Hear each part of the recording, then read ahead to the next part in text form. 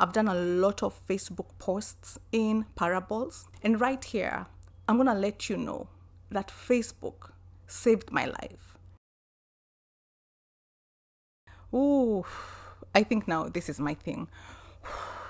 Like taking in breaths as you are watching me. Okay, I'm going to start again. Hi, everybody. Welcome to this space once again. I'm so excited that you are there and that I'm here. It's another day of fulfillment to me. I said doing this brings me fulfillment. So my topic today is my untold story of loyalty to pain. I have been loyal to pain. I don't know if you have been loyal to pain. I don't know if you know anyone who has been loyal to pain. I don't want anybody to tell me. I don't need anybody to reaffirm me, or I don't need anybody to qualify my loyalty to pain, but I have been loyal to pain. So I've been talking in parables for the longest time.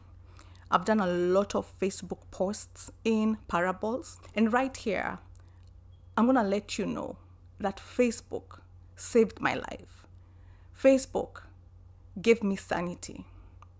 You know, every day you wake up and someone is asking you, what's on your mind?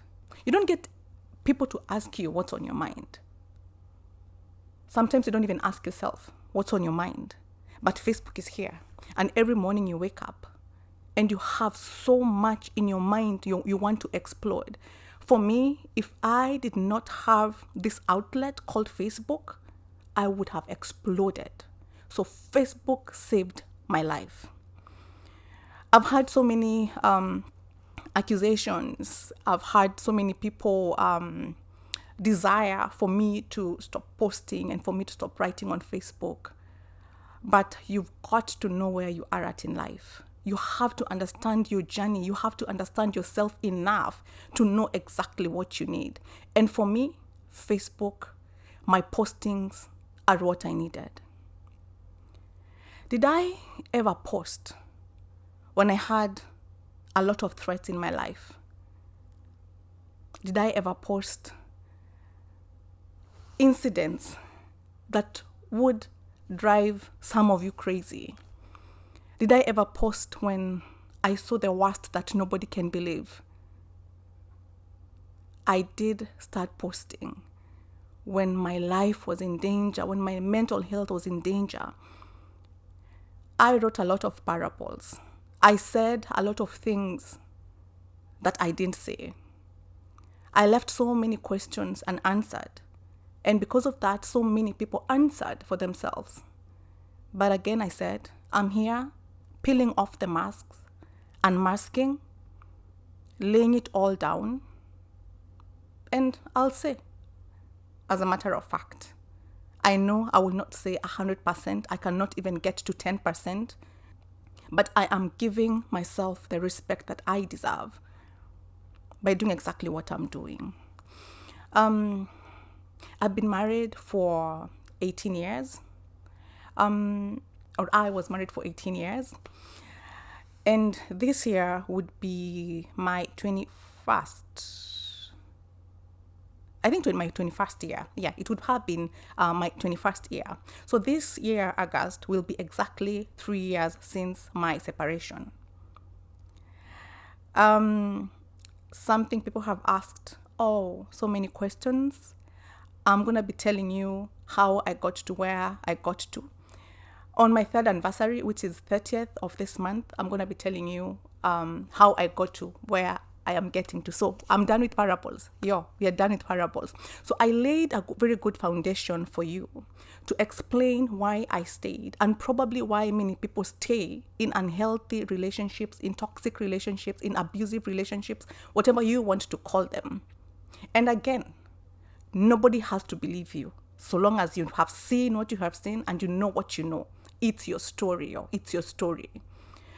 So I stayed because of a lot of things that I had said earlier. Number one was because of my own pain, my own codependence. So I take full responsibility of where I was with my pain at the beginning of my relationship and what I did not do to heal myself. I stayed because of trauma bond. Then I stayed because the things that were making me mad, sad, and angry were things that were so petty that talking to anybody would have looked crazy, or saying, oh, I'm gonna leave because of this. Everything just looked crazy. So I had a lot of misjudgments on my side. Like, I judged myself, I disqualified my own pain, I disqualified a lot of things because of where I was. I stayed because of the labels that I had been given. I stayed because of the smear campaign, and I have not even said anything about smear campaign. I stayed because of smear campaign. I stayed because nobody believed me.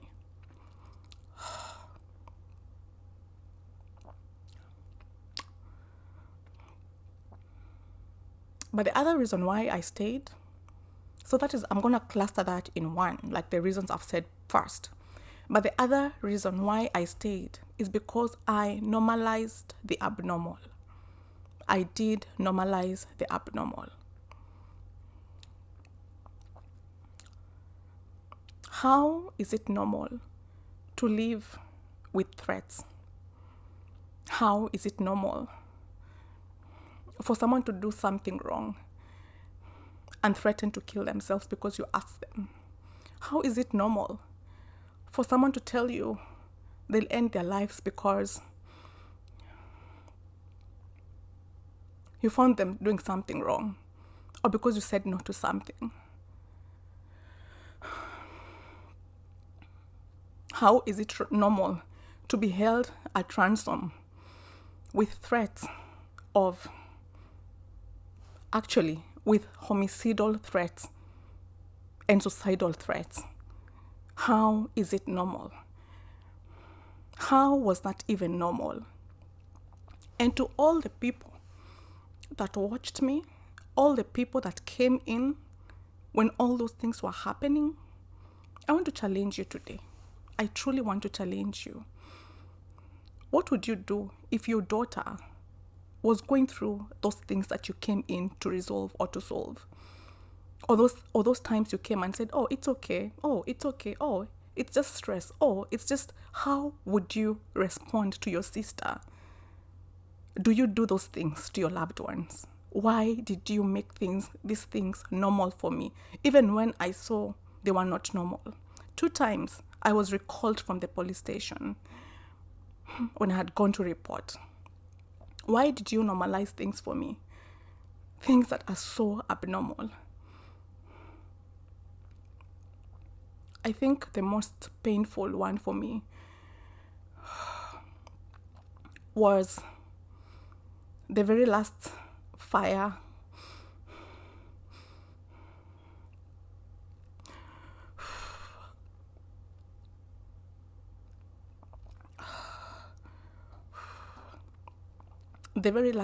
threat.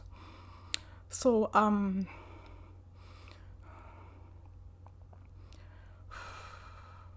you guys, these are things that I have been dealing with now. These are things that I've been going to counseling for, because I've had PTSD from all these things. I kept all these things in, and I normalized them just like everybody else was normalizing them.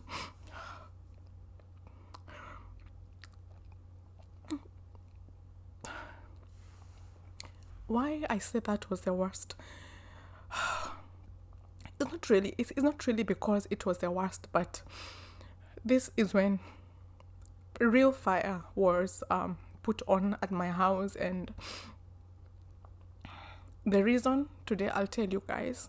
This is for those people who know. I'm not going to go into details of anything, but for those people who know, The reason was because I said no to something. Or not just no, I gave an opinion on something, and someone else that was involved in whatever was happening that time gave an opinion as well, like the same opinion that I had given. And so when this guy was sent like a text by this person saying, okay, you wait before you do this and this, this guy sent me a message and he said, you've told so and so to tell me to wait. And I knew that that night I was not gonna sleep. So I called my sister friend. I don't know who that, I don't know what to call her because she's been so many things to me.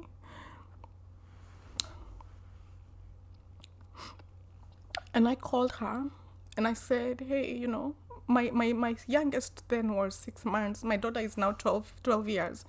And you know what I'll be told? You don't forgive. You've kept things for 12 years. That is not the case. This thing never ended. It didn't start 12 years ago. It started, the threats and those crazy manipulations started a long time ago. And they kept escalating and escalating. Sometimes they just like, it's quiet, and then they just erupt. So I never dealt with this. I was not helped to deal with this thing. And every time I sustained one threat, it pushed it to the next level. It's like I kept breaking my boundaries, and things kept moving from one extreme to the next extreme. And so this day that fire was lit was the final actual attempt, I'd say. But before that, it had happened 4 times.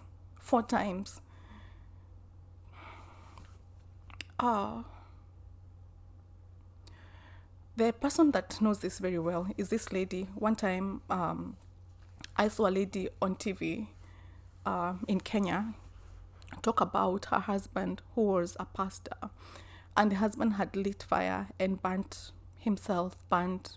He wasn't actually burning himself. He burnt his children. He was gonna burn his wife. He burnt in the process. Did I say he was not gonna burn himself? No, maybe he was gonna burn himself. It could have been homicidal, but the wife and I think one daughter survived. And when I watched that, I remember I watched that on a Sunday. I was supposed to be in church, but I had not gone to church, and I don't even think I had my last one that time. So that is how I gauge times and periods and things that happened. So this is like 12 years ago. So I called this lady and I was crying and I said, hey, I need your help. I need to talk to you. And I told that time, I think I had heard 2 incidents of like being locked in the house and like gas being put, the way gas does, shh. So yeah, and unfortunately, one of these incidents is so clear in my eldest daughter's mind, and she kept remembering how I was begging, because the second time they were told to stay out. We had like a kind of an extension outside, and they stayed outside, and I was left in the house. And it's just because I've said no to something or I've asked a question. And she reminded me a while ago, like another time. She just reminded me, oh, this thing I can't get this thing out of my mind.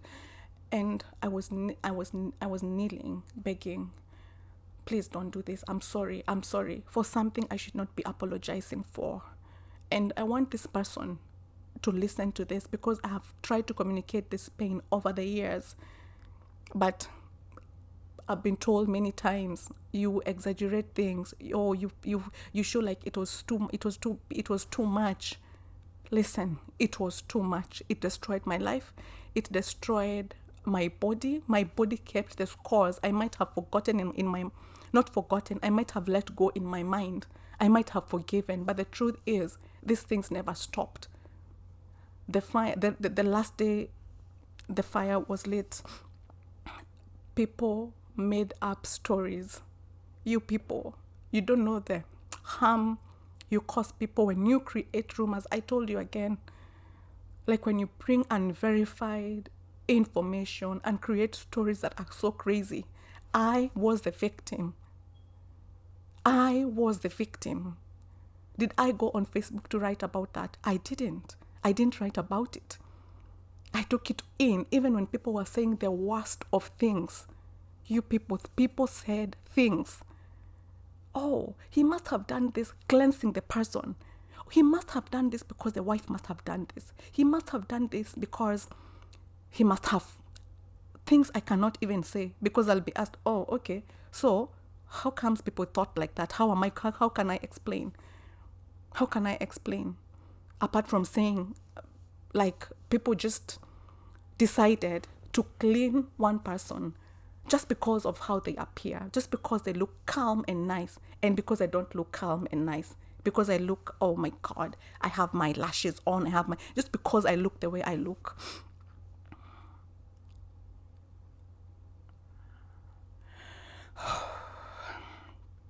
I'm telling my story because I'm the only one who can tell this story.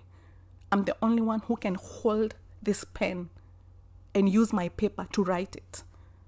And I did not know, like, this day would come. I never knew that there's a day that would come where I'd have to give my story, not have to, where I will have the opportunity to give my story. I persevered rumors. I persevered creation of stories. And this person would hear these stories and smirk and laugh. And I would ask him, the people that you know, don't you tell them what you did? Don't you tell them why you did what you did? It was a simple no to something. It was a simple no to something. Or a simple, like, this is my idea on something, and that has been, or that was my life. That was my life. So I was just explaining. Some people stay, or I personally stayed, because I normalized what I should not have normalized. So, yeah. So again, I was in love. And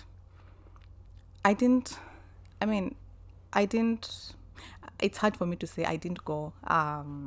This is always hard for me to say, like, I didn't go, because I don't think I went, or I left because I didn't leave. I don't know. That is always hard for me to say, oh, how did you leave? How did I leave? Okay. Maybe you'll understand when I explain to you, or when I give that story, which is next, like the end of this unmasking season.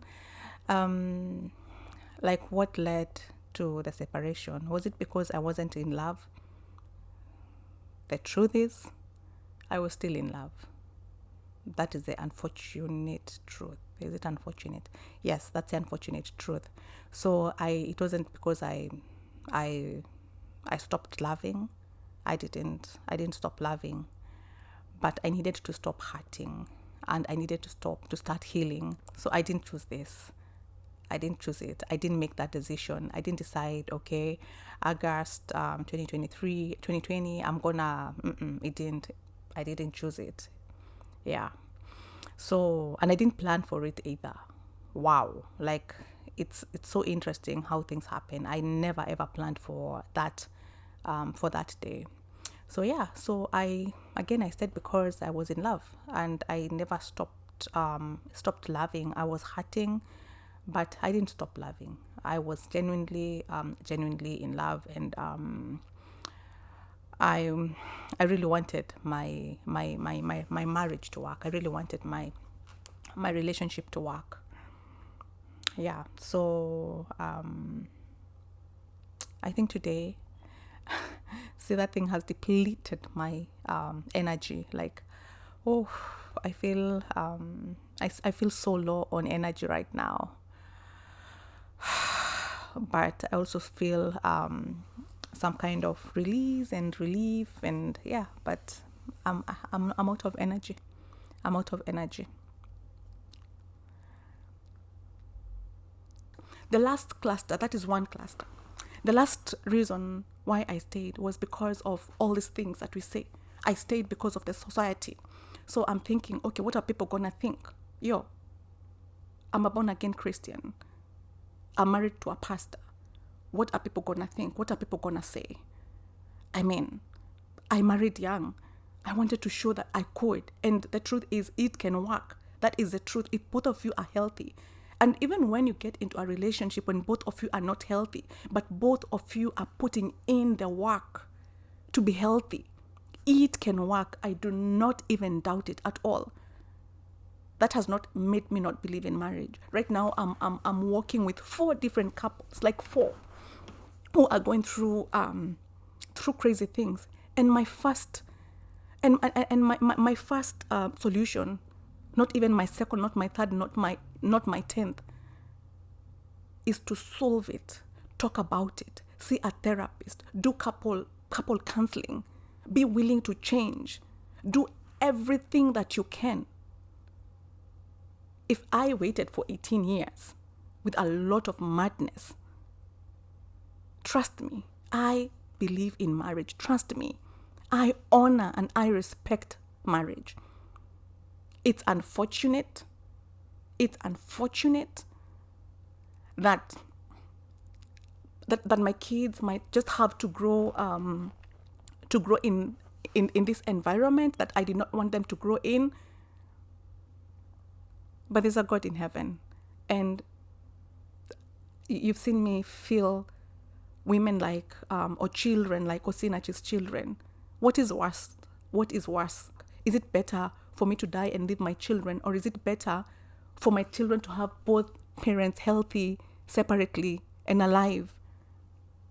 So see, I'm coming home. Like, I'm just coming home. I've been beating around the bush, but I am coming home. I'm not yet there, but I'm coming home. So I was afraid of the society. Then number 2, of course, after the society is the children. Now the children are here. So how am I going to leave my children? I mean, how am I going to raise my children alone? How am I going to? So the dynamics kept changing. Then, okay, now you are a pastor's wife. How do you leave a church? How do you abandon a church? Like, now so many people are involved. Like, how do I leave them? Then I was running Scars to Stars Foundation, and that was also something else that kept me there. Like, I was thinking, what example am I setting to my children? Like, when I was done with that, it was again. I mean, I'm sold out to the youth at church. I loved them. I wanted to set a good example. So how do I do this? You know. So it was always something different. It has always been something different, until, for me, I say until God allowed it. Think what you're gonna think. Say what you're gonna say. But for me, if you ask me, I'll say I did not have any more strength to live. You know, the way at first I didn't have enough strength to stay, but I stayed. In my next episode, I'll be telling you how many times I left. I left 169 times, yo. Like, when you guys want to know that a relationship is not normal. 1, you have been trying to look for help left, right, and center. Like, when you have been trying to look for help, and every time you don't get help, you think, okay, probably we can try a different person. Probably. And it's not both parties looking for help. It's one party looking for help. So it's like work is being done by one person. You know. So when you find that you've talked to 1, 2, 3, 10, 29, 34, 57, 63, 1010, when you find that you've talked to a million, gazillion people, then something is really wrong. Something is very wrong. When you find that you're always taking off, it could be something is wrong with you, or something is just wrong in that relationship. I'm not saying it could be something is wrong with you. When you find that you're always leaving, probably because you cannot sleep, probably because you cannot have a conversation. I mean, if you keep like 159 times. So in my next episode, I'll be telling you about my nomadic life. And then come 30th of August, when I'm going to be 3 years since my separation, I'll tell you about that day and the last straw on the camel's back. Unmasking, peeled it, not 100%, but peeled it, because I don't want to be talking about forgiveness and you tell me, oh, you have not forgiven. I forgive. I have forgiven. And God himself took me through. I've said in my book Close That Door, I've said that God himself took me through a crash program of unforgiveness.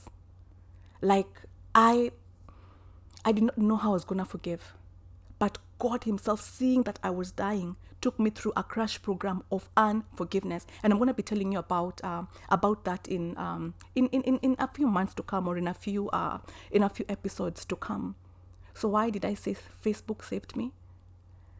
Because I don't know where I'd be if I didn't start writing about maybe sometime in 2018. And again, if you didn't know me, if you did not know what was happening with me, you would not know. I would just write my feelings. I wasn't writing about anybody. I was writing about my feelings. And people who are on Facebook, I still have a lot of spies and a lot of people on Facebook who keep saying, oh, she wrote. Yo, it's fine. I have people who have meetings on how do we stop her. And probably one day I'm going to be reported to, maybe on YouTube or on Facebook. Maybe one day I will. So Facebook saved me because I think some things were not done, or some threats were not, some threats kind of stopped because of fear of exposure. And so for me, honestly, I just came here, not here. I'm a Facebook person, so I keep thinking I'm talking to Facebookers. So I went on Facebook so many times because I know what I was getting and I knew why I was doing it. I would be told, okay, hey, go write that on Facebook, go write that. So someone knows at the back of their mind, there's what I cannot pull. There's an extent I cannot go because this woman, the way I have seen her, she can write it on Facebook.